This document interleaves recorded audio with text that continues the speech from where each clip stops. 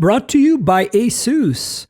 Hi, and welcome to the Mobile Tech Podcast. I'm your host, Miriam Jouar, and today is Thursday, September 4th, 2025, and I'm here with the excellent Whitson Gordon of ASUS. Hi, Whitson. How are you? I'm doing great, Miriam. How about you? I'm doing pretty awesome. I just was wondering what's going on in the gaming PC world, not mobile.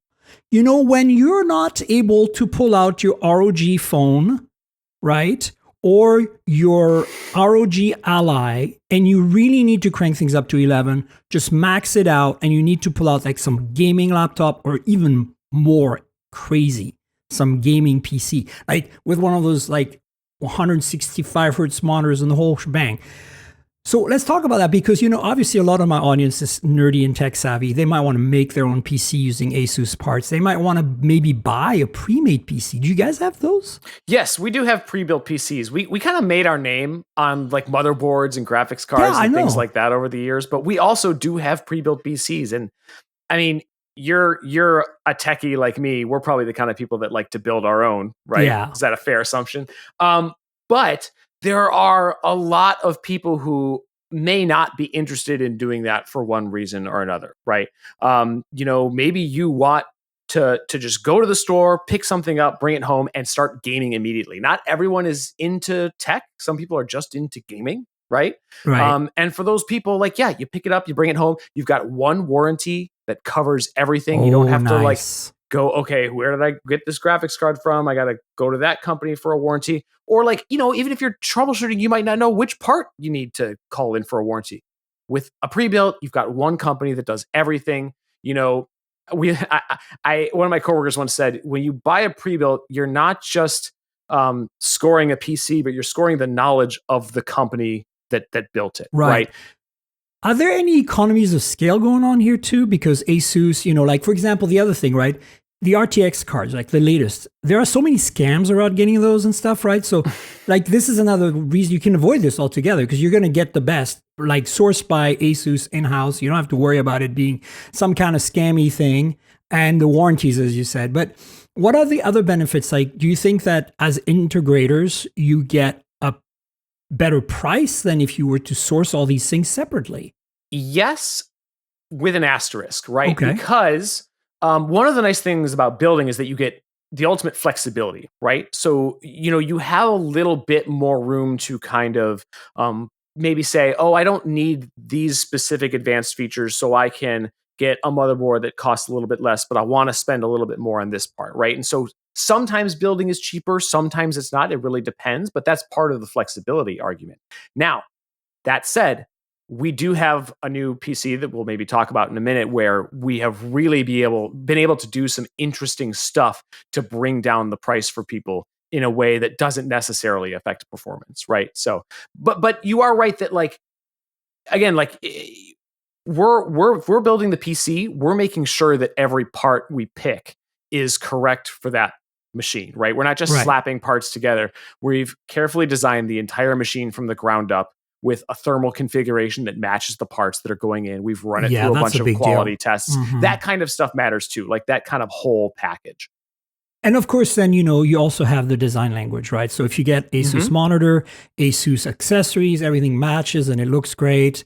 So you can have that kind of, you know, unified, not just in terms of performance and thermals and price and warranty, but you get that unification in terms of design. For some people, that might matter, right? I know some gamers pick their parts on the looks and because everybody wants a unique experience, right? That's part of the culture is having like a really cool looking gaming PC, but there's also functionality there too, right? Like if you build it with all ASUS parts, then some of our software will work together and you can synchronize all of your lighting and you some of the different parts will like have shared features that will work together really well. So there are advantages. Like your microphone right now, those of you watching on Patreon right now, there's a beautiful little rainbow animation going on Winston's mic. So look, if you were to tell a person like, you know, buy this instead of building your own, for me, the first thing that comes to mind is I don't have time and I'm not sure which parts to pick because I haven't followed, like, you know, I feel that every time I've built a PC in the past, it's been like 5 years have gone by and I'm building another gaming PC, and now I have to research. I have to start researching like from scratch. 6 months, and then go to Newegg, go to ASUS, go to other brands and look, and that's a hassle. And I think this is one of the things you're really solving here. For me right now, I don't think I would, like, there was a time when I had the patience for that, but I think right now that's my biggest hurdle if I were to build or get a gaming PC. I've been building PCs for like 15 years, and I'm at the point where I'm like, I've got a wife and kids and a demanding job, and I'm like, I wouldn't be against buying a pre-built for myself next. But if that is your situation, we have a kind of new-ish that we came out with this year, pre-built PC called the ROG G700. Okay. This is like, it kind of has your standard PC tower design, right? It's really gorgeous with these glass panels, but still these vents for air intake. You can get it in a whole bunch of configurations with either Intel or AMD CPUs, Nice. with NVIDIA or AMD GPUs, all the way up to that 5090 if you want to max it out. But we have more affordable versions as well. What's really nice about this PC, though, is that if you do decide later on that you want to upgrade the graphics card or the RAM or something, it is not using any like special proprietary components. You can just grab any off the shelf graphics card, power supply, cooler, whatever, and you can pop it into this case and kind of get your first taste of upgrading and building. So you're starting off, like, you're giving them the building block start of them possibly upgrading and customizing. I was actually going to ask you about that, because that's the thing that we often hear about pre-made gaming PCs. They're a dead end, right? Like you might be able to replace a few parts. I mean, that's the negative view that you hear. But I feel like with ASUS, you guys have thought of this. And obviously, you're making it possible for me to go like, okay, I can't afford that 5090 just yet. But hey, maybe, cousin for Christmas is going to buy me the 5090 and I can, from ASUS, and pop it in there. So there's obviously, I mean, I knew there was going to be some sort of path, but you're not stifling this in any way. You're making it possible to really go crazy with that kind of foundational build, right? 100%. And look, sometimes there are benefits to going with like a more proprietary build. Sometimes you can make it smaller and do some unique stuff that you couldn't do with a PC that you built yourself. Right. But for a lot of people, what they want is something that's using standard off-the-shelf components that they can upgrade, that they can swap out. Maybe if you're done with your graphics card, you can then go sell it on eBay or whatever and pop your new one in. I think that's a huge benefit to a lot of people, because especially if you're getting into PCs for the first time, there's a lot to learn, and you might upgrade one component and you might get the itch to start building your own PC one day and stuff like that. Right, exactly. So with this ROG G700, you obviously have a configurator, right? Like you can actually virtually build your own PC to start with, right? To some extent. In a way, the choices yes. aren't as infinite as if you were, as I said, going to a third-party, store that sells different brands. But, the reality is this: ASUS sells pretty much everything. I mean, when I was like 20, 30 years ago, when I was still building PCs, we're talking like late 90s, I was buying ASUS motherboards, right? Like, my point is, like, that was the biggest thing was ASUS for a motherboard. Like, you started with ASUS, right? And then from there, every now and then you had an ASUS great graphics card, and you had other things. And now you guys do the whole enchilada, which is really great. So, that's like, give us a rough idea of how many customization choices there are on this. So it does depend on your region. Okay. Right. But in the US, I mean, you can kind of go through and say like, okay, I want it with this processor and this graphics card, and here's the SKU that encompasses that. Got it. For a lot of people who are buying pre-built PCs, a lot of them are walking into a store like Best Buy or Micro Center or something like that. Of that. Yeah, and just kind of picking it off the shelf, right? Like that's more common for a lot of people. I didn't even think that was an pre-builts. option. I thought this was going to be an online thing only. Oh my God. So you can literally walk into a store right now. Hey, I've got 10% off coupon at Best Buy. I should just go and get a gaming PC today. Yeah, it does awesome. Again, and it does depend on the SKU. Certain SKUs may be sold at other stores, but not others, right? But yeah, you can buy them at Best Buy. You can buy them online at B&H. There are some ones at Micro Center, I believe. So you've got a lot of choices there. That's fantastic. So another question I had for you was, all right, so we got a few dozen combinations. That's actually damn generous, honestly.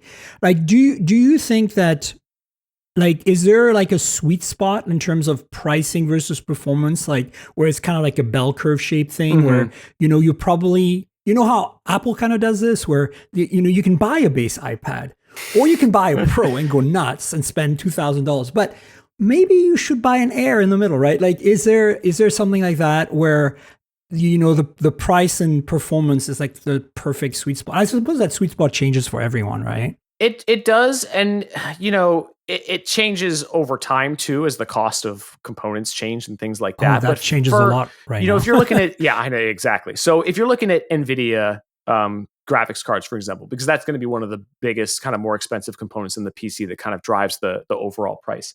I would start looking at SKUs with maybe like a 5060 or 5070 is kind of where that sweet spot kind of lies in the middle of their lineup.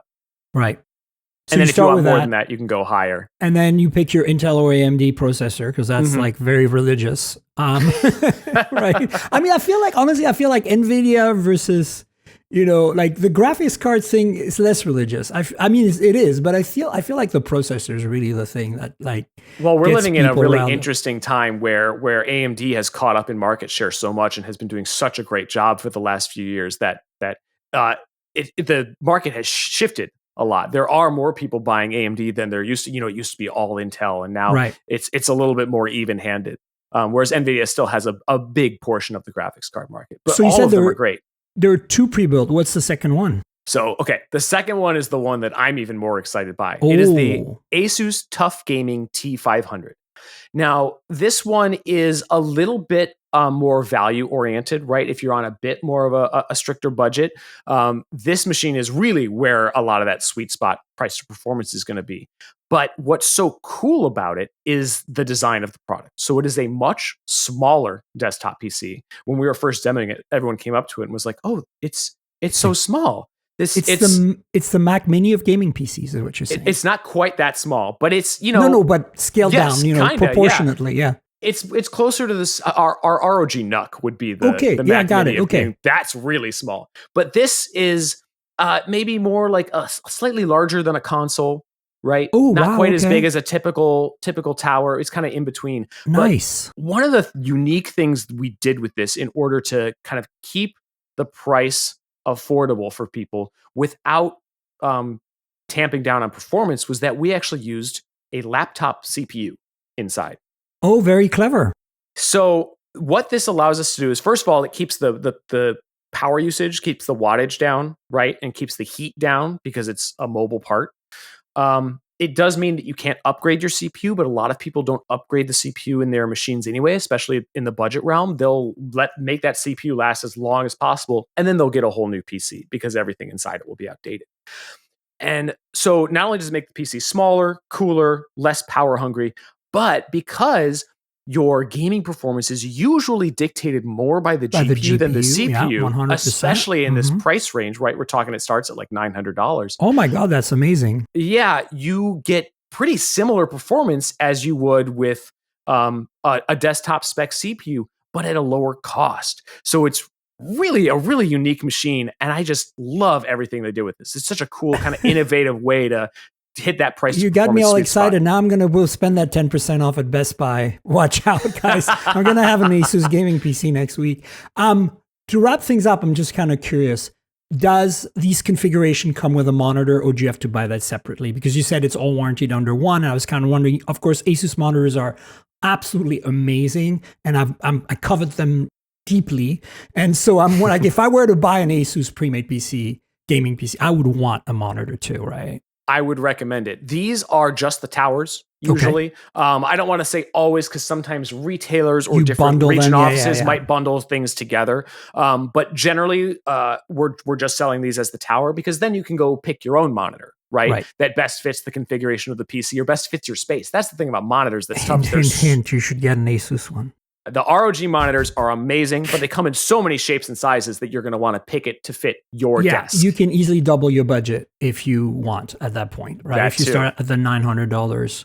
But that's important too, because you know what? You can put all of this money into an amazing PC and an amazing graphics card, but if you get a cheap not so great monitor to go with it, you're not getting the benefit of all of those amazing graphics because your monitor isn't showing them off. Plus, in all you their can glory. future-proof to some extent. And remember, your monitor can be used with your console, with your other laptop if you have one. Like, you have options, right? It's not like there's a single input, so you can, And a good monitor can last you multiple PCs down the line, same as a keyboard and mouse. That has been my experience. I mean, I have on average kept my monitors about a decade each. That's what most people do. Not for gaming, obviously, but like for the general purpose use. And, so I think that makes a lot of sense. Cool. Yeah. So where do you think we're going from here? Like, where do you think the future of gaming PC is going? Because, I mean, like, we can't have, spend more than a minute or two on this, but I'd really love to hear your thoughts. Because for me, like, I really like what I heard about using a laptop-based a CPU and kind of making it more compact. I live in an old house in San Francisco that I don't have a lot of power, a lot of amps available in my circuits. If I went to buy one of those towers with like a 1500 watt power supply, I would blow the fuses all the time. Mm-hmm. So I need something more in the 500 watt range or maybe 1,000 at most. And, that starts restricting things. And that's why I would probably aim for a gaming laptop, an ROG, G14 or something. And those are great options too. You get a lot of the same advantages as a pre-built, but they're portable. You've got the display and the keyboard and everything built in. So do you think that these, more compact systems are going to become a big seller then? I think so. I think they're going to be popular. Where the future takes us, I don't know. I would love to see more innovation on that side of things, but I also know that we'd love to do some more innovation on the high end too and do some really kind of awesome showpiece PCs. I think that, this is kind of a whole new era of pre-builts for us. And these are the first two of kind of that lineup, but I think we're going to see more coming soon. Look, I think I'm not worried. ASUS is always going to be at the leading edge of gaming PCs and of, laptops and everything else. When it comes to gaming, ROG all the way, That's what we do. There you go. Thanks so much, Whitson. It's great to have you back on the show. And we'll obviously have you on the show again. Thanks so much for having me. It was great to see you. All right. And folks, we're back with the awesome David Imel. Hi, David. How are you? What's happening? Good to see you. It's good to see you, folks. In case you don't know, David is one of the co-hosts of the Waveform Podcast with Marquez over there, and an amazing podcast. I will link to one of the episodes, the most recent one, where you guys discussed the Pixel 10 a little bit. There was some thoughts you had on that. My review came out of the Pixel 10 while on embargo about 10 days ago. We already covered it extensively on the show in the last two episodes, but I want to talk with you about mobile photography because you are a world famous now, photographer. Depends how you quantize. Come on, that. don't be Yeah, so sure. modest. You're selling art, okay? And it's art that's photography photos you take with film, which is really cool. Your thing is a lot of your work is kind of large format stuff, right? Yeah. Lots of panoramic work. Yeah. So basically what I'm trying to say is that you have a few things you can talk to us about photography. And more importantly, you've been following the mobile photography stuff for a long time as well. In parallel, you also shoot digital. You also shoot with phones all the time. Mm-hmm. And, I want to kind of pick your brain about that because I have a lot of mixed feelings. There's a lot of things going on right now in the industry that are really great, right? But there's also a lot of things going on. And I'm like, what is a photo, right? The Verge thing that's been, repeated to death multiple times now. What's a photo? What are your overarching feelings about that? And like, where are you at in general? Oh man, there's so much stuff. I think there's a couple different ways that companies are trying to pivot. Some of them are saying, well, a photo is just whatever you want it to be, right? Like Google allows you to just replace different aspects of your image, and they're not that tied down to, we want it to be a representation of reality in any necessarily given way. Like we saw in the Pixel 10 this year, you have the conversational editing in Google Photos now, right? Yeah. Where you can just change the shirt you're wearing, or you can do this. And so I think to Google, it's sort of like, well, a photo is whatever you want it to be. And then you've got Apple on the other end of the spectrum, who has come out with public statements that say, we want to have a reasonable representation of reality. And so, they've skirted that line a little bit with the like AI cleanup stuff. But I think overall, that is more of a just trying to fix the photo and get rid of little smudges here and there, not necessarily change the entire situation of the image. So it is a weird time. Before everyone was just trying to skirt physics with computational photography, but now we've entered this space where you've got the Chinese manufacturers that are making these huge sensors with amazing image quality. But nobody in the United States has really started doing that yet. I don't know if it'll ever happen. Like, we don't seem to care as much in the West about image quality on the... I mean, we do, but we don't. Yeah. It's kind of the same symptom as EVs, right? Like, we are walling ourselves in, both economically, politically, and other ways, such that it's becoming basically a game of Apple, Google, Samsung, right? Yeah, of exactly. course, OnePlus, who knows how long they're going to last. And I'm not saying that in sense of OnePlus is going to disappear. I love them. I support them. I love Oppo in general. I just feel like their days are possibly counted in North America. And I'm very sad about that. But I'm just saying, let's be realistic. There's maybe Moto, but again, Moto is Chinese as well. And their camera game has never been too strong. And I don't think they're going to come back being strong with that. So you mentioned Apple and Google's take. Where do you think Samsung is at, since obviously they're present in this market? That's an interesting one. They make the Ultra devices, but I don't have a strong feeling that the Ultra devices are necessarily really about the cameras. They used to be. Obviously, it has the biggest telephoto and everything like that. But for North America, North America, let's be real. That's actually, is it really? I mean, it's 48 megapixels, 5x on the Pixel as well. It's very close to the 50 megapixel 5x they have. Yeah, but they were, the first ones to do like 100x zoom, even though it was pretty garbage and everything. But, we're going to come back to that, actually. To me, it feels as if Samsung right now in the United States is the enthusiast market, right? Because they have the foldable that Google has a foldable, but Samsung makes more types of foldables and they're innovating more on that. They have the S Pen. Yeah, well, they got for how long we don't sort know. of got rid of that, right? Well, on the Ultra, Yeah, on the Ultra.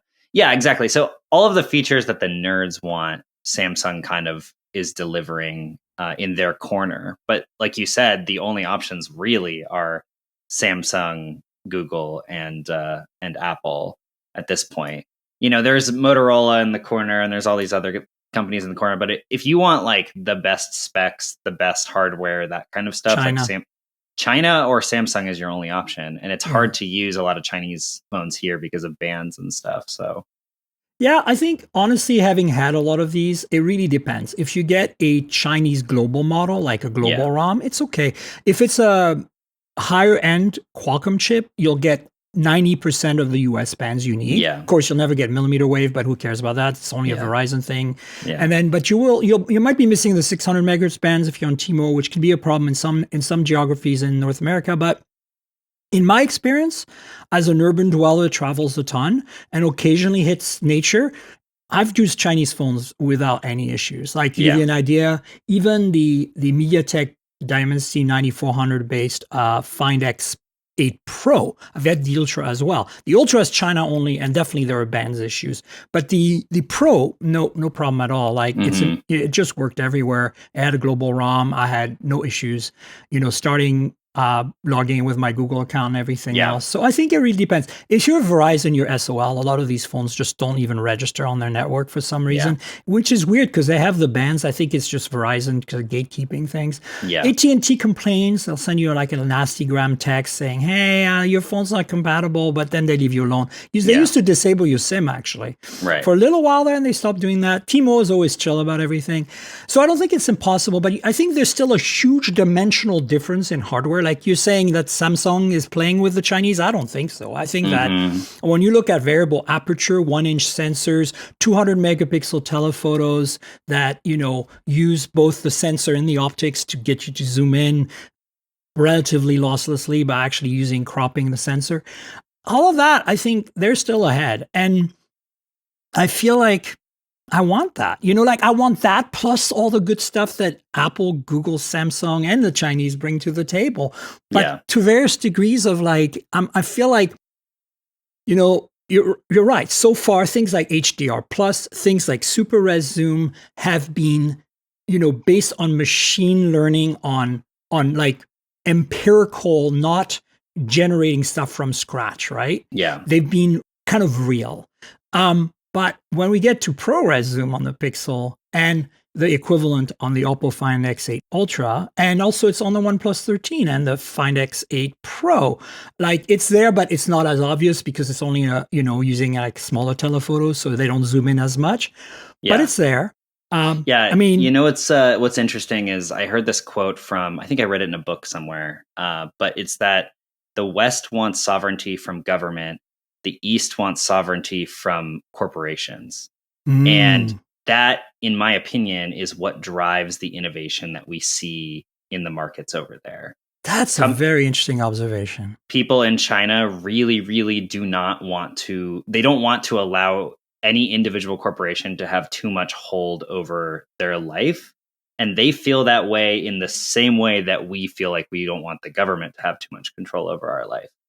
And that leads to this kind of like rat race to make the best possible sensors, the best possible things, because, people have a lot more choices over there. And if we had as many choices here, I think a lot of people would be switching over to whatever was the best. But that just doesn't really happen here. So people just pick one of the three and say, what's the most convenient? And then they just kind of. Well, I think the carriers are big perpetrators of this. Totally.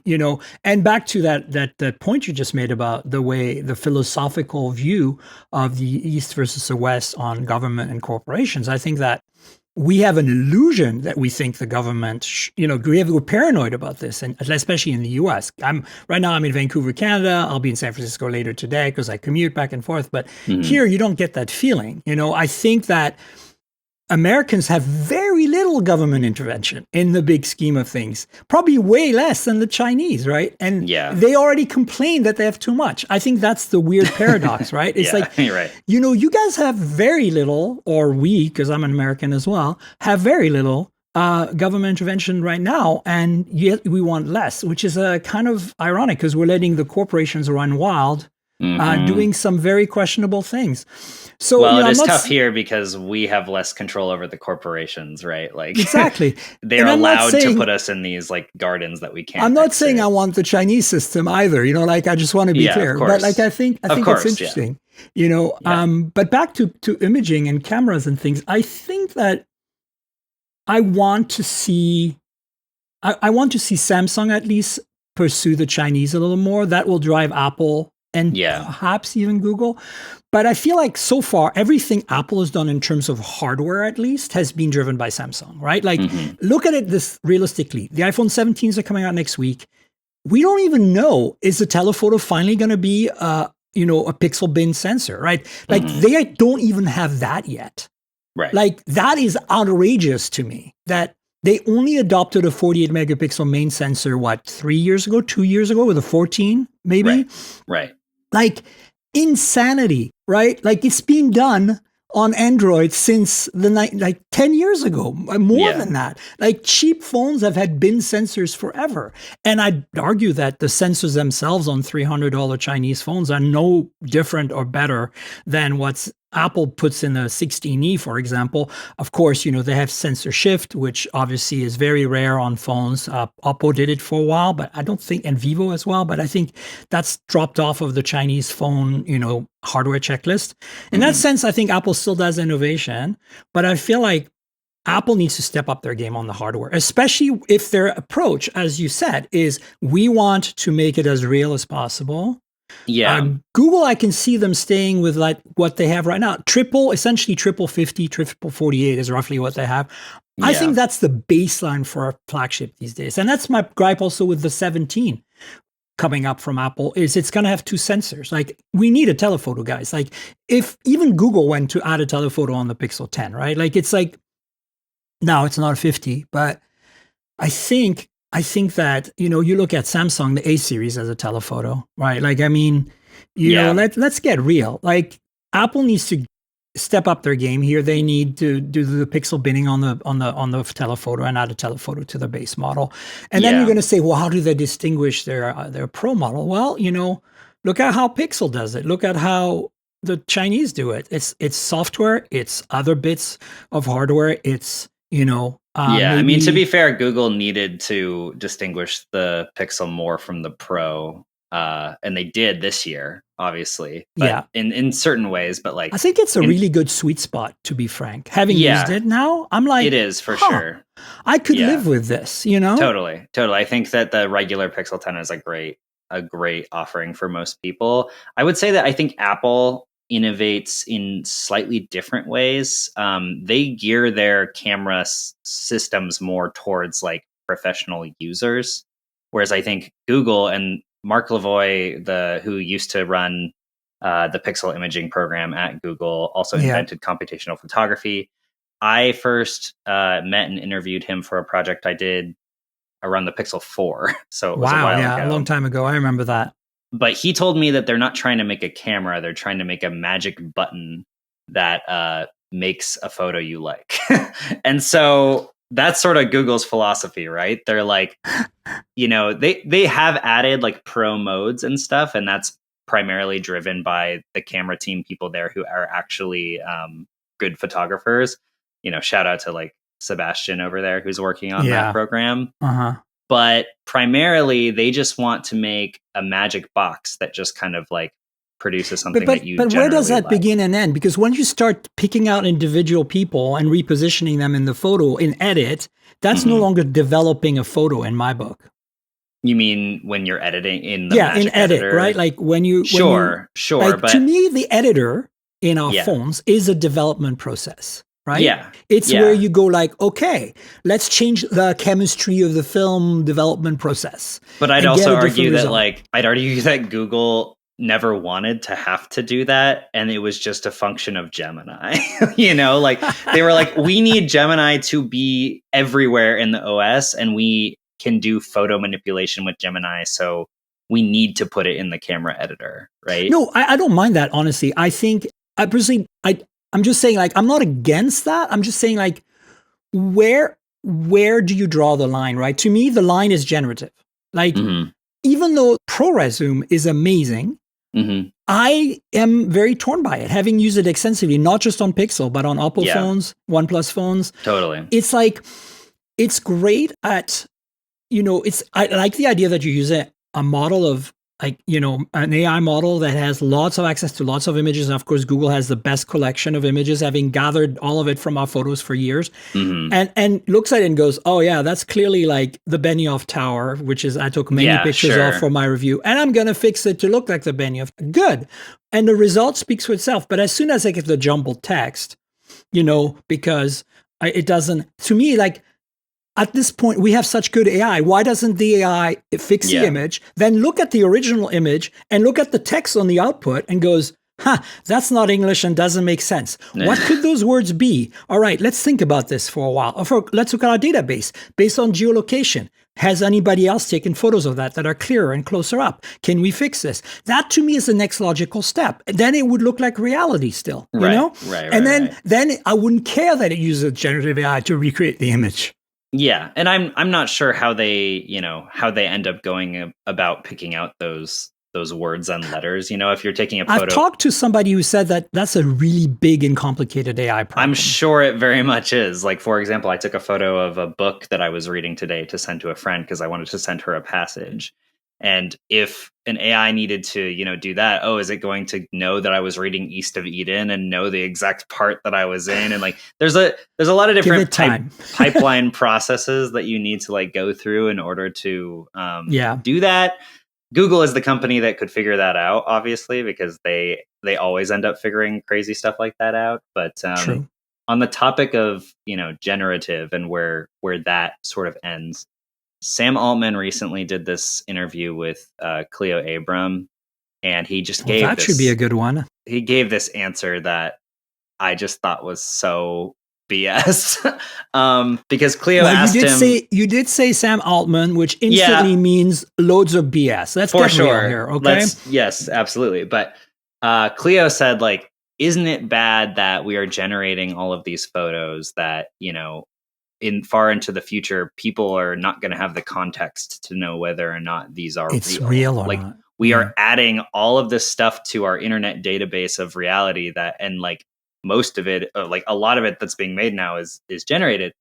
And he gave the like, Well, you see, when your phone takes a photo, it processes it. So isn't that technically generated in a way? And like that it's such a bad faith response because like Apple's approach of like, of course we're doing, computational photography to stack the images and bring down the highlights and bring up the shadows. Non-generative machine learning based computational photography. I think that's the line I'm drawing here, right? And I think there will be a little bit of generative stuff, right? Like if we can get better at reconstructing text, and if it's the same text, I think the line needs to be, is it trying to be a faithful like reconstruction of what was in front of you?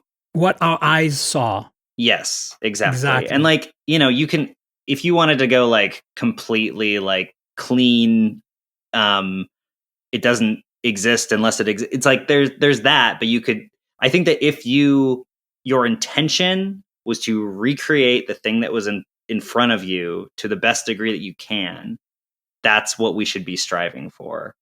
And it does also bother me that Google's entire thing for the last couple of years has just been like, who cares? Just like make digital art. And it's like, okay, it's digital art, but that's not a photo anymore. Like at what point you're just completely... You make a very good point. I think my fear is what's going to happen with not photography, but the results from photography is the same what's happened with social media, where we don't know where reality is anymore. You go online, you look at your feed, and depending on all the things you've liked over the years, you're getting a custom feed that is super echo chamber, super narrow. And now we're going to look at images, and they're going to basically be super contextual, super modified to suit. And as you said, like, we're going to have to touch grass and leave the house a lot more because we're not going to know. Like, we're going to see a photo of a container ship, and then we're going to go outside one day and go like, wait, that's not what a container ship looks like all these years. Because, I lived in Arkansas and I didn't have access to the ocean.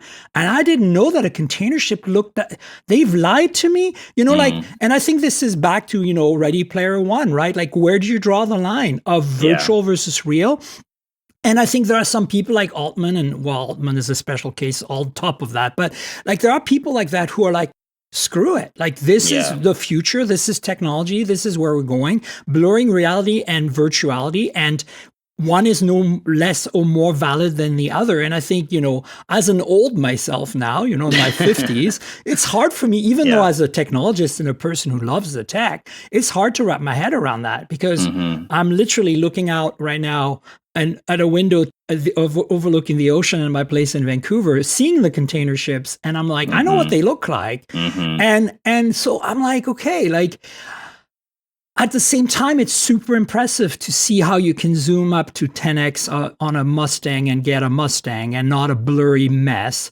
And I appreciate that. I've used it to my advantage. I have to say I've used AI generative tools to touch up images because, like, it just looked better. And things like reflection removal is AI-based, generative AI-based as well, and it works pretty well on the Oppo phones, for example. So, or like removing reflections in glasses. Like right now, if you're watching this on Patreon, folks, in case you don't know yet, there is a Patreon version of my podcast on Patreon. You get it a day in advance every week for $5 a month, and you can see the reflections in my glasses. And patreon.com/TNKGRL. That was a great segue. Anyway, the point is, that could be removed in real time by AI right now. And that, I think that would be an acceptable use because then you can see my eyes better and you can see my facial expressions better. Right. And the context of doing a video podcast where we're having a conversation and you want to see that kind of interaction, I think it's cool. Because again, it's trying to give you a reasonable representation of reality. Also, it's because my glasses don't have an anti-glare coating. Because the reason I don't get anti-glare on my glasses is because it chips away in the first year or two very quickly. And then I have a messy pair of glasses that have really bad optics and I don't want to deal with that. So, it's a compromise I make. But back to phones and stuff, I want to know, as a photographer who uses film, who uses large and medium format, we also should talk about the new Hasselblad camera that's significantly cheaper considering what it is. And you've played with it, and I've seen reviews out there.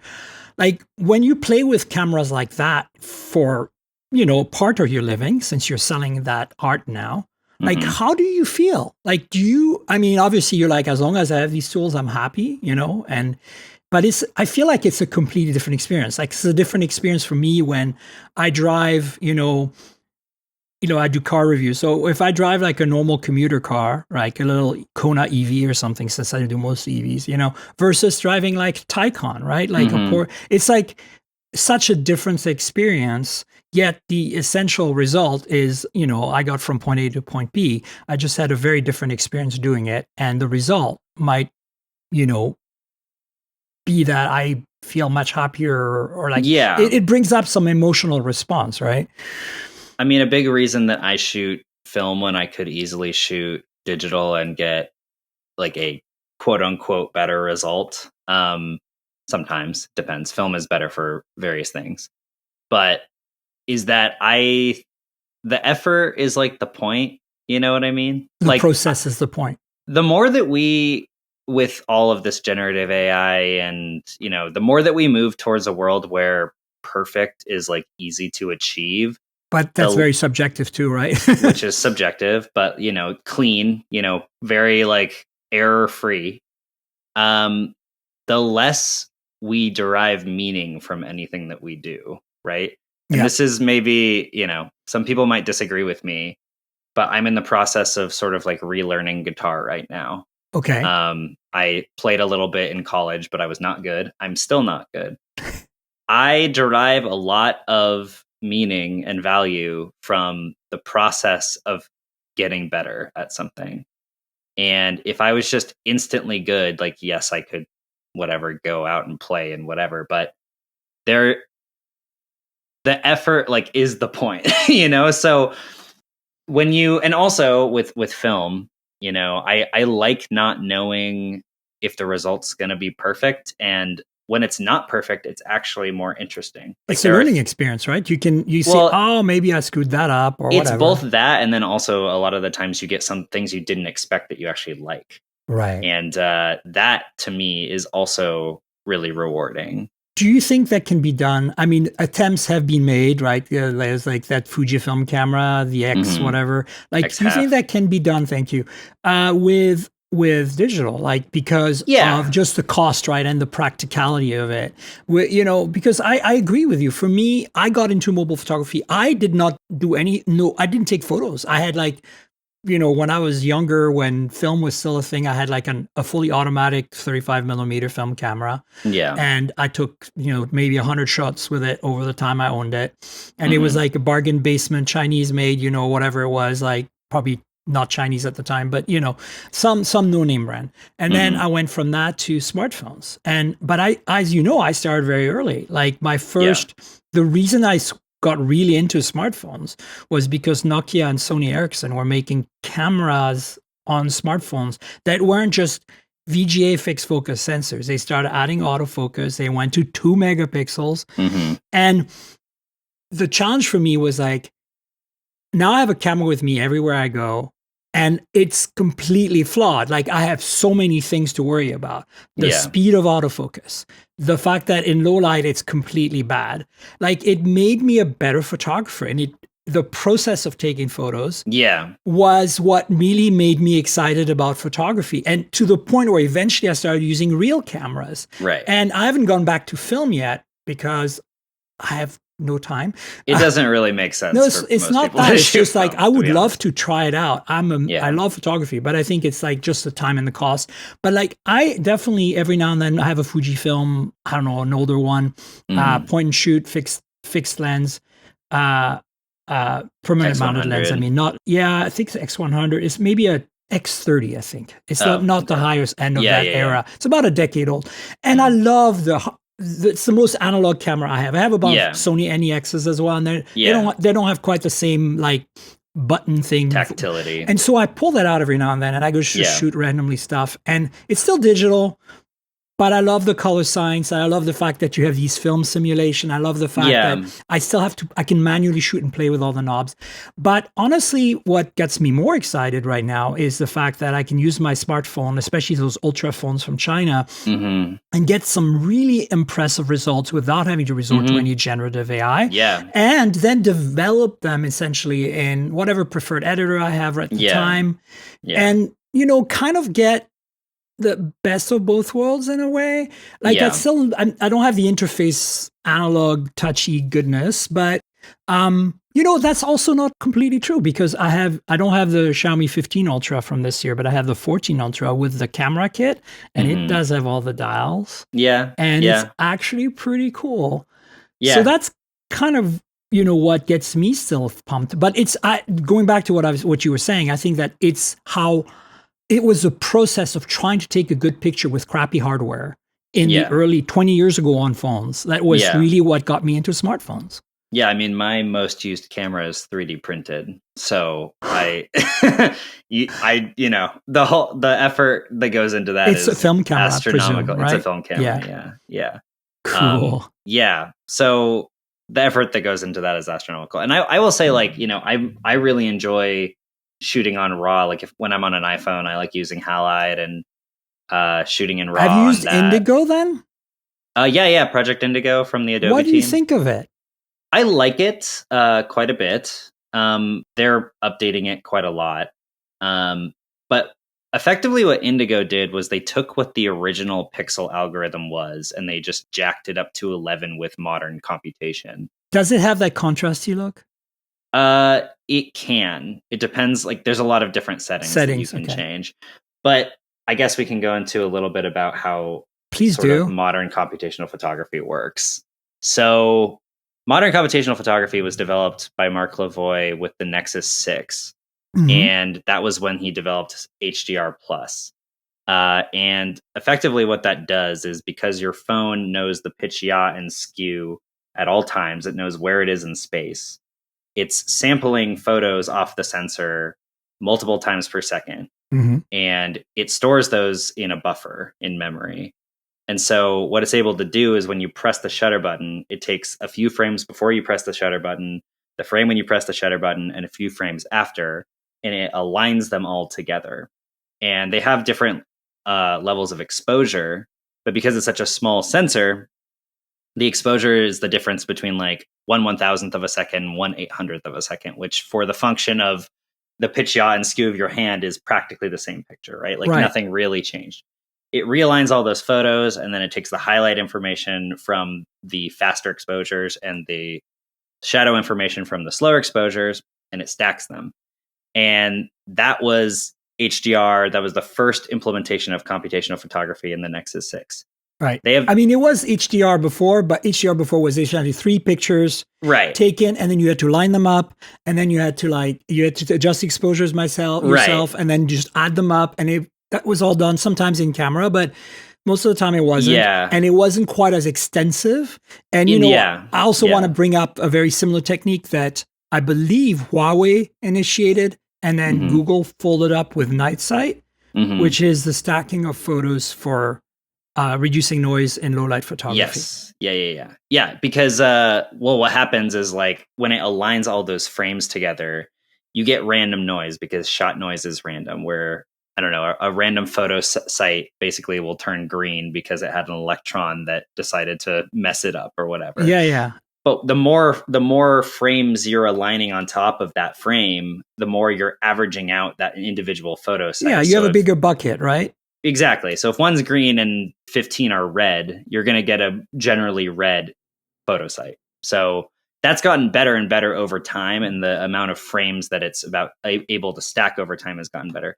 Project Indigo sort of took that. That was the foundation of the Pixel camera, by the way, because the sensors at the time when the Nexus 6 was out, and then even the Pixel 1 were like really, really, really small. Exactly. And they needed to get around the fact that they didn't have a lot of light intake by doing these techniques. Project Indigo is like, okay, well, we have processors now that can do, 15 times what the Pixel 1 was doing. So that's basically what it's doing. And you have the ability to, I think you can do like 33-minute exposures that you can stack if you really want to, if you want to do like crazy astrophotography or something like that. Yeah, that's cool. So Mark Lavoie went over to Adobe in 2020, I believe, and has been working on this app for quite a while. Unfortunately, I think it's only out for iOS right now. Yeah, and that's what's stopping me. annoying. I mean, I have an iPhone, but like it's not in my pocket every day. Yeah. I'm kind of really waiting for them to do. I hate to say this, but to do a pixel camera for non-pixels. Like, can I if I could run that on like an Ultra phone, like, and I'm not talking about the Samsung one. I'm talking about the Chinese Ultras. Yeah. That would be very interesting. I mean, I already like the natural photos that the Chinese Ultra phones Oh, take. it's really good. But I mean, having that option, right, to have another camera app. Totally. Yeah. But like, what's funny about like the Western world versus the Eastern phone market is that we made the sensors bigger in the West. They've been getting bigger every year, but the manufacturers have not re-engineered the software to take advantage of the physics. So you still, like, the reason that the Pixel still looks the way it looks now is because the processing is practically the same as it was with the Pixel 1. But it seems to be getting less contrasty, right? Everybody seems to be going to a less contrasty vibe. They're getting a little bit less, which is just disappointing to me, because I feel like we're losing some depth there. Like, I don't mind. I understand that we need HDR plus. Like, I want HDR plus. Yeah. Because dynamic range sensors, even the best sensors, are still nothing close to what you're shooting with or film. But I want darker shadows, and I don't want to do it in post. Like, I can definitely do it in post. There's enough bandwidth to do it in post. It's just At least the iPhone sort of offers those but Pixel doesn't, and why? I know. I don't know. Even Samsung does is equivalent to the photo styles, I think is what's called on iPhone. Photographic styles, yeah. So I feel like for me there are many things I love, like HDR plus, absolutely. Night mode, absolutely. Super res zoom, which is another thing that Lavoie and his team kind of pioneered. The idea that every time you're holding your phone, you're moving a bit frame to frame. So that buffer is gathering those frames, multiple times per second, and you zoomed in on something, and you're getting, a lot of blotchiness because your pixel array is now being cropped and it's really small. Pixels are large and blocky and nasty, but here's the thing: you're moving enough that you're getting subpixels essentially, and now you can create subpixels from these blotchy pixels, and then you get slightly better resolution out of it. Right. And I believe that across the board, all the cameras on phones today are using that, more or less. But I think that Google still does it better, and they started it because of Lavoie, and I think that's, to me, is I think a better idea than the AI generative stuff. Yeah, I wish we would move back towards physics instead of computation, because all the Chinese phones are using mostly physics, and it looks really good. It looks really good. I'm glad you feel that way. I mean, I think for a lot of people, it's the consistency issue, right? Like, I still feel that if you're just trying to take a photo, just from, you're in a like rush and your family wants a quick group photo or something, my Pixel, my iPhone, probably my Samsung will be 100% reliable for that purpose.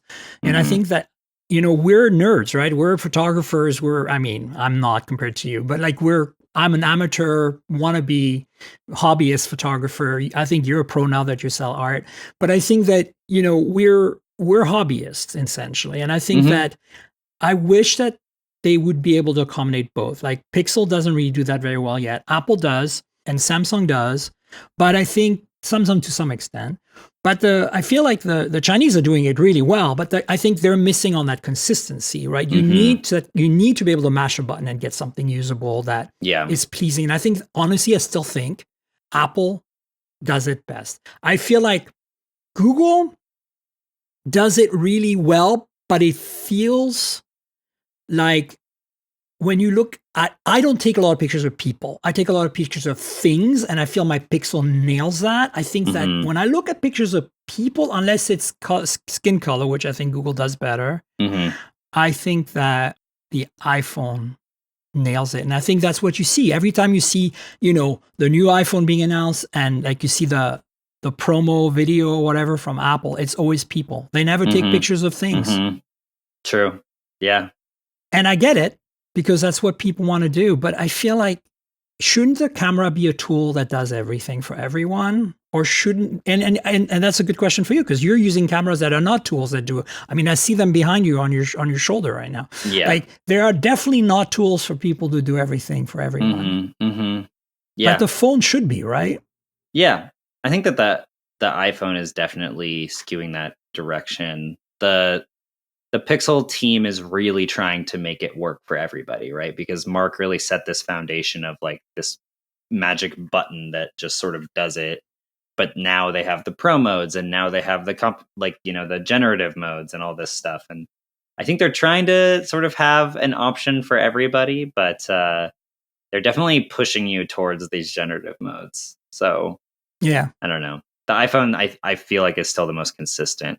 That's how I feel too. Like, and I mean, I would still pull my Pixel out first because it's always in my pocket. But I every time I see an iPhone photo, I'm like, wow. Like, especially with people in it, I'm like, oh wow. Yeah. And my Pixel does a pretty good job, but I feel like it does a better job when I just randomly photo walk around my neighborhood kind of thing. You know what's funny is the Pixel 6 RAW photos were, in my opinion, like the best RAW photos that the Pixel ever put out. Really? But with the Pixel 8, they sort of introduced this pro RAW type thing. Yeah. And that's what I really hate that because it takes into account the computational stuff. It has the HDR stuff in it and it's still RAW, but it has a bunch of computational stuff baked in. And I do not want that. I just want it to be a DNG. No, you can't turn it off.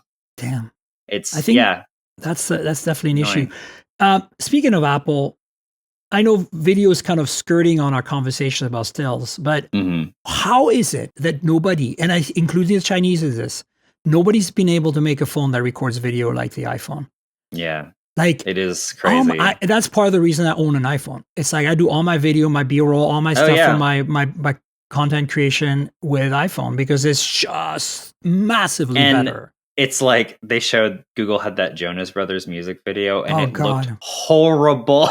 But you've seen Becca's. Have you seen Becca's review of the Pixel?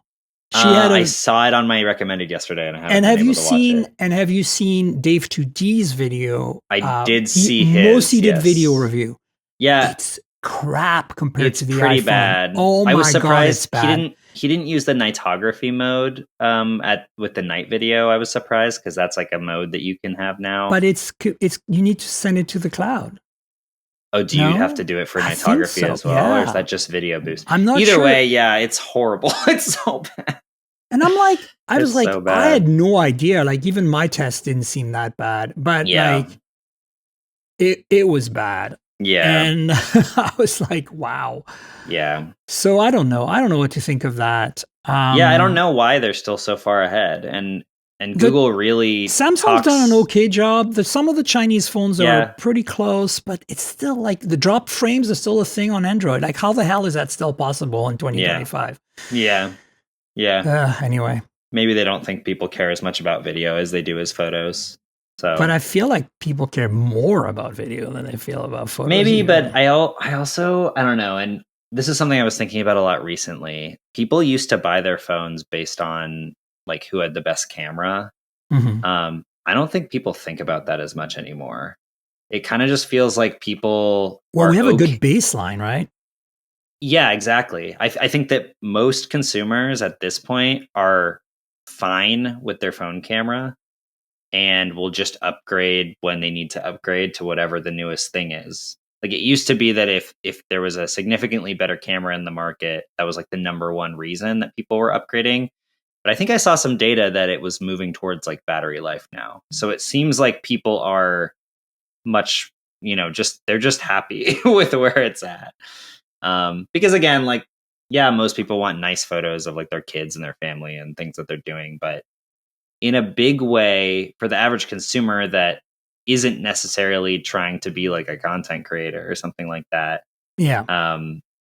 It's more of an information transfer machine than it is like a photography machine. Yeah.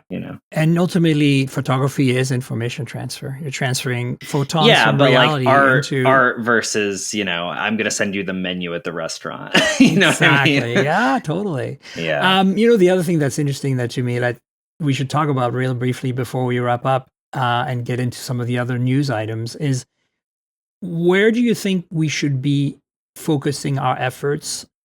Knowing the fact that there are some enthusiasts and hobbyists out there that want the manual modes and things, and at the same time, the average person could benefit from some improvements. To me, I think it's low light and zoom that still really are critical.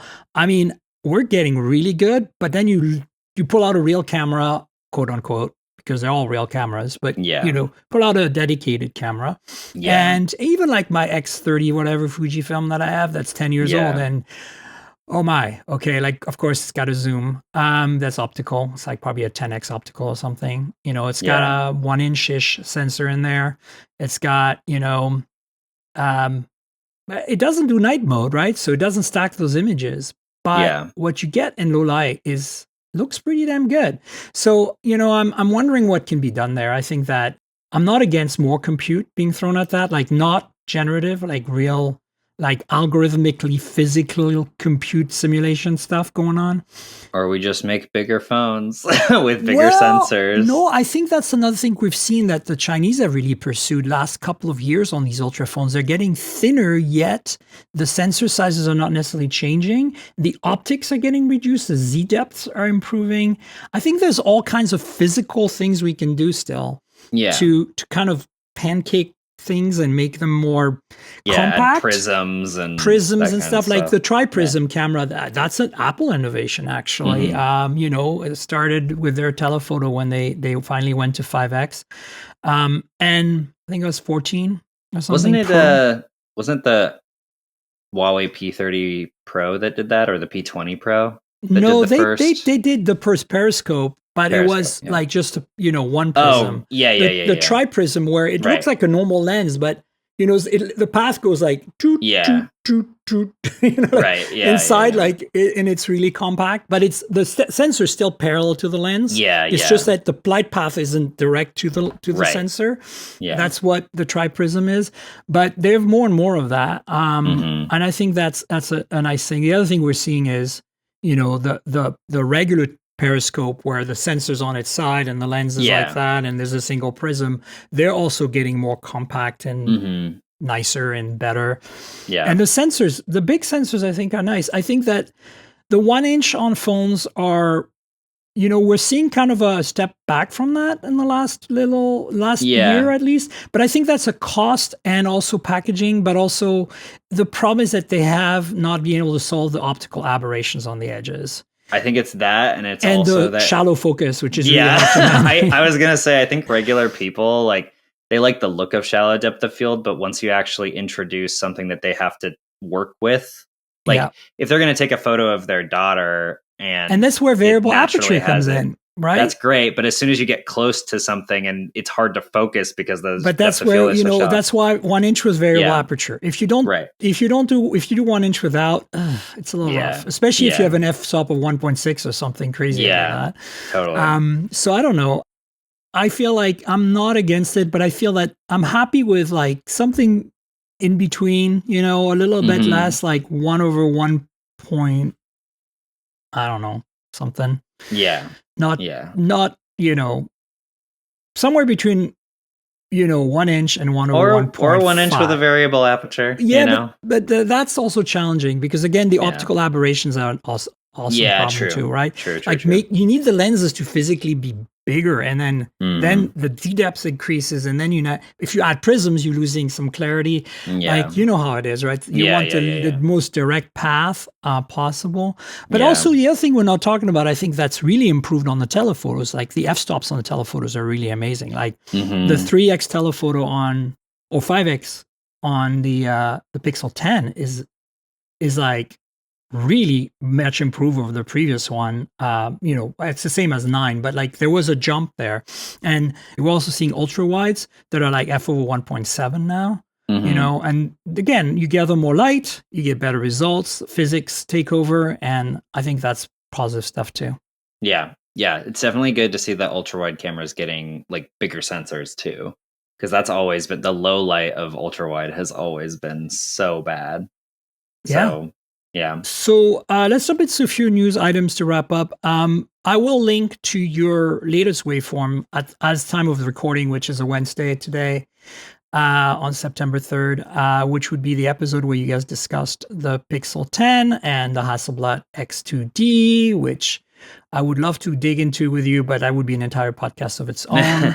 I will link to my Pixel 10 series review as well. And then there's an ultra camera phone comparison that GSM Arena did that's really interesting, where they looked at all the ultra phones. It's mostly Chinese phones, but there's also the Samsung Galaxy S25 Ultra in there. And, if Apple had an Ultra phone, it would have probably been included, but they kind of do with the Pro Max, but they didn't include it because of the naming. Check that out. It's kind of interesting to see their results. I've been angry, I would say, maybe a little bit for the last 3 episodes about the lack of SIM on the Pixel 10 series in the US. But I'm very happy to announce that Google PR Canada sent me a Pixel 10 Pro XL with a SIM tray, and the bands are mostly the same, and I don't care about millimeter wave because I'm on T-Mode, so that's going to become my main phone. Cool.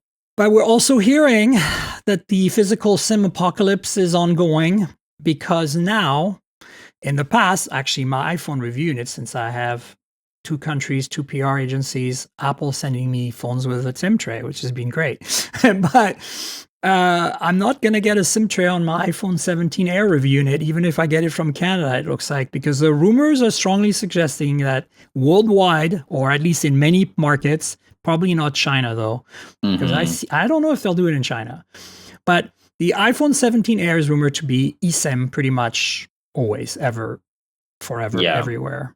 Yeah.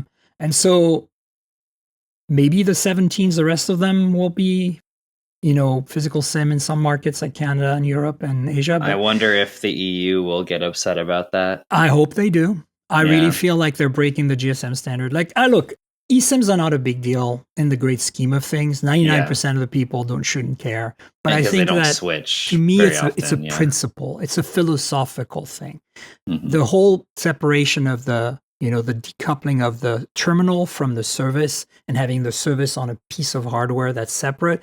First of all, if your phone breaks and it's unusable, you can just remove the SIM, put it in your phone. Just giving the carrier too much power. It's also what worries me about what Google and Apple started with, but Google is doing now too. They're saying, well, Verizon will only certify us if we have millimeter wave on our phone. To sell a phone on Verizon's in their stores on their network for postpaid, you need millimeter wave on your phone. And they're like, Apple solved this problem by saying, we'll replace the SIM tray with a millimeter wave hardware, mostly the antenna.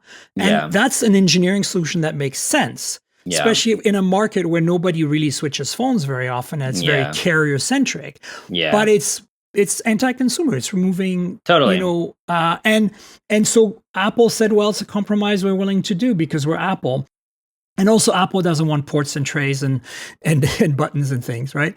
But I think that Google doing it is a slippery slope because, Samsung going to do it. And so anyway, I've ranted about this for 3 episodes, but I just want everybody to be prepared.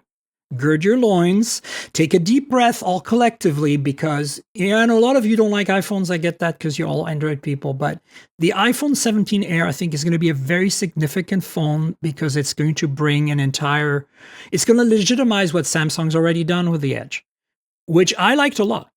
And I think that there are some flaws there, but I think these flaws will be resolved. We already actually have another news item I have here is Tecno has 2 phones that they just launched. The Spark Slim and the Pova Slim, which are slim. They're 5.75 millimeters, like basically the thickness of the S25 Edge. Now, roughly, right? So it's happening. The Chinese are jumping in. It's going to be the big battle of the slim phones in 2026. I'm telling you right now, there's going to be some flagships that are like thin. And with silicon carbon, which the Chinese are going to do 100%, we're not going to have a battery life problem. And we're going to have these super sexy phones. Now, the only thing is, again, imaging is going to be an issue. But these Tecno phones have 2 cameras, ultra wide and main, like the Galaxy. Apple, I don't know how Apple's going to do it. My thought, and you tell me what you think. My theory was that but I don't think Apple is adventurous enough to do this, that they would make a 200 megapixel single camera that is an ultra wide. See where I'm going with this? I don't think they'll do that. It's 200 mega, it's ultra wide, Yeah. and then you crop to get up to 4x zoom, and it's actually pretty decent still, and lots of computational goodness on top. But I don't think they're going to do that because they. I mean, they talked about having the iPhone 17e camera in this, which doesn't make a lot of sense to me. Or 16e camera in this, which doesn't make a lot of sense. I think what they should do, because the rumor is that the ultra wide would be a crappy camera, to be honest. Yeah, well, they've got the Apple 40. world. Yeah, I imagine that they would just like use a high resolution ultra wide with a fairly big sensor, and then be able to do. But that's what I'm thinking. But I don't think they'll do 1x that. and 2x. But even 50 megapixel ultra wide would be crap. Like you wouldn't be able to zoom past 2x, basically. Yeah. Yeah, and I think I don't see them do that. I see them sacrificing the ultra wide unless they go to a 200 megapixel sensor and they surprise us. Yeah, I don't think Apple would ever do that. Well, not especially yet. not on the air. Yeah, not yet. Like that's the thing. Like I think that they're not driven to doing 200 megapixels. I mean, Lance Ulanov, my editor at Tech Radar, wrote an article what his wish list is for the iPhone 17, and he said, "I want a main sensor is 200 megapixel because it's that in between, right? In between 1x and 5x. When you get to like 3x and 4x, you're struggling on the iPhone in terms of zoom. It doesn't look as good, and that's why you need though. That's the why photo size Oppo. Would be That's so why small. Oppo does 3x and 6x telephotos because they're like, you can't do, you can't jump to 5x. Right. It's not optimal in terms of physics, right? So. And the reason that Apple originally had their telephoto being 3x is because that's more of the range that people generally exactly. And in some ways, I miss it, to be honest with you. On the new phones, which is why doesn't Samsung have 3x and 10x on the Ultra? but their 3x is a crappy sensor. And a crappy lens, and I don't think it's at this point. It's just a sticker cam more than anything else. Yeah, it's the same. I want to make really quickly one more note about the eSIM situation before we fully move off of it. I recently moved one of my best friends onto a Fairphone 6 from an iPhone, and she was on an iPhone 13, so it didn't matter. And the only way to get her, like, the Fairphone 6 is mostly covered by Verizon, but it's not officially covered, and I don't think they will ever officially cover it. And the only way to get her onto that phone was to move her physical SIM from the iPhone into the Fairphone, because again, Verizon has way too much power. Where if it's eSIM and this only, is the problem. This is the problem with eSIM, right? It's going to limit our ability by like a significant amount. So I just wanted to say that really quickly. Thanks for creating a YouTube short for me that I'll just stick on the internet. That way it proves that I'm not the only one. My guests also feel bad about the eSIM laws. Yes. Well, let's see what else we have here. So iPhone Air, Samsung Trifold might be coming later this month. I honestly haven't heard anything official even yet. They might tout it at this Unpacked event, because if Unpacked was maybe Korea, maybe they'll announce it in Korea or something. Yeah. Or China. It would be interesting if they just do China only. Yeah, that'd be crazy. Because they did that before with the Z Fold 6 Special Edition. Yeah, true. Which was Korea and China only. And then speaking of cameras too, like OnePlus 15 might ditch Hasselblad for a custom image engine. That rumor's been on and off for several weeks now, and I'm feeling really bad about it. Like I feel like this is happening. I feel like they're dropping Hasselblad for some reason. Doesn't mean Oppo might. Like we'll see with the X9 series that's coming soon. But I think that that's sad because I really like the color science. I really like the X-Pan mode. It was fun. I wonder if that's from OnePlus's side or from DJI's side. Oh yeah, right. DJI for sure. Yeah. We'll find out, guys. I don't know. DJI wouldn't be out of the realm of possibility for DJI to make a dedicated camera or a phone. You know what I mean? Yeah. Well, stay tuned, folks. We'll find out. These are some of the things that are percolating, so I wanted to share that with you. I'm going to give my audience on Patreon some extra content. We're going to go a little over time for this. This is not a very important phone, but it was sent to me, so I want to show it to you. It is the Realme 15T. This is the epitome of Shenzhen madness. you see 3 cameras back here, right? Mm-hmm. There's only one. Oh, No, like this is the thing. In the past, we've seen phones from Shenzhen, like no-name brands, putting literally fake cameras in the back. Like just, they're just cosmetic. I've called the 2 megapixel macros and depth sensors, I call them sticker cams in the past, because I've always said they could just be replaced with a sticker. They have no functionality that's meaningful. Totally. But they're literally doing sticker cams. Like, now this phone is really nice. It's really cheap. It's like, $250 to $300. Has the MediaTek Dimensity 6400. It's got 120 hertz, 1080p OLED. It's got, pretty decent specs. The camera is very basic. It's 50 megapixel autofocus, but no OIS. Like nothing too crazy. What's cool about this phone, I think the only thing that this phone is better than some of the others in that 15 series, because I have the 15 Pro as well, which has much better cameras and much better everything else. The thing that's only kind of different about this, and look, even bezels on an OLED, that's pretty cool. Mm-hmm. It's a smaller phone, so it's like 6.5 inch, which is nice. Mm-hmm. So more like an iPhone 16, but 7,000 milliamp hour battery. Boom. Silicon carbon at $250, $300. And the point I'm making is that I've had a few 7,000 milliamp hour phones now come from China, from Xiaomi and from Oppo, Realme, but I've never seen it at this price point. I've never seen it on a smaller form factor. And look, it's not thick. It's actually 7 point something. It's very small. So I think we're getting there. I think we're getting to the point where.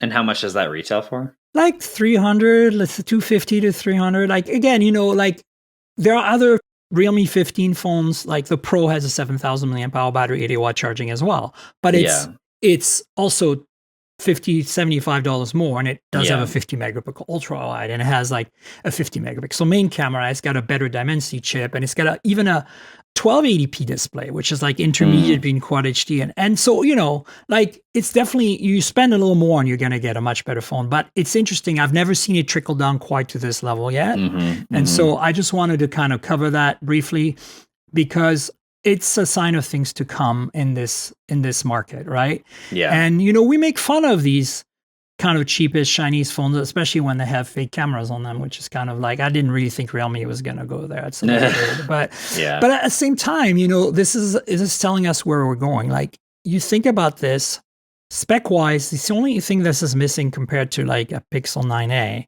is an ultra wide, like that, but it has a much bigger battery, much faster charging.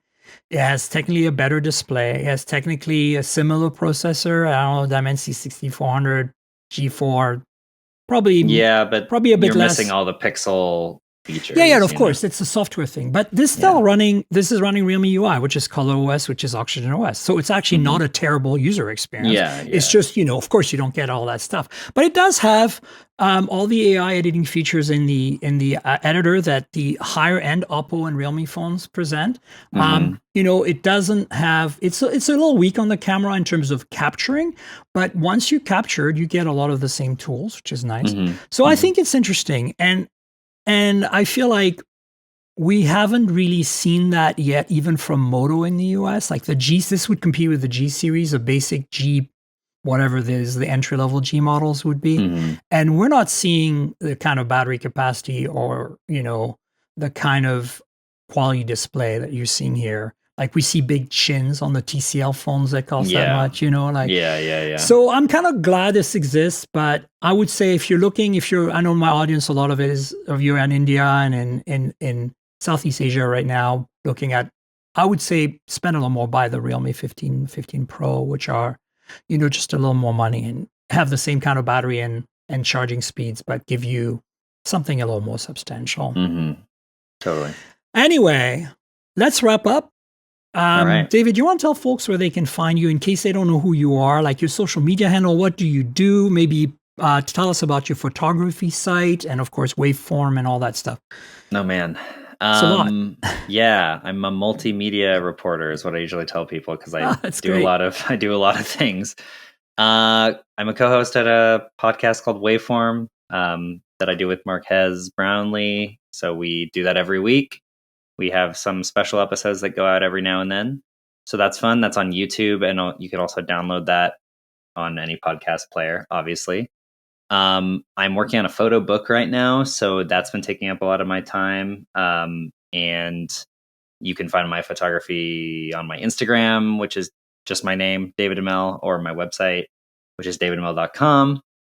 I have a YouTube channel where I make video essays about technology. Very cool. Like your emoji video, like the sparkle video. Oh my God. So Thank good. You. I appreciate that. And I also do camera reviews over there. So I have some camera reviews coming up pretty soon. What else do I do? That's sort of probably the meat of it. Are you crowdfunding at all for your photography book? Are you doing anything like that? Can no. People support you? Do you have like a Patreon or anything like that? I do not. I do not. Okay. Maybe I should at some point, but I don't know. It's been a sort of a passion project that I will definitely open pre-orders for the book when it's ready. But Sweet. Until then, I'm just working on it. So, awesome.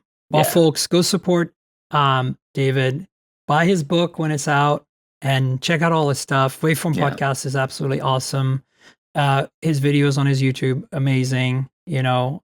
So find him on social, and you know where to find me on social. I'm at Tankerl, TNKGRL, pretty much everywhere. I'm mostly active on Blue Sky, Threads, and Instagram. And if you want to chat with us about this podcast, look us up and share your thoughts. The podcast lives at mobiletechpodcast.com. We're on all the major platforms. So if it's your first time here, you follow David here, please subscribe and tell your friends. If your app lets you rate or review the show, please consider doing that. There's a YouTube channel, youtube.com/mobiletechpodcast, where I put some unboxings, some hands-on, some reviews, but also clips from the podcast.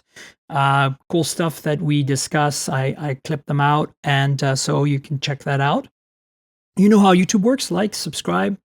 Click the bell and comment and all that stuff.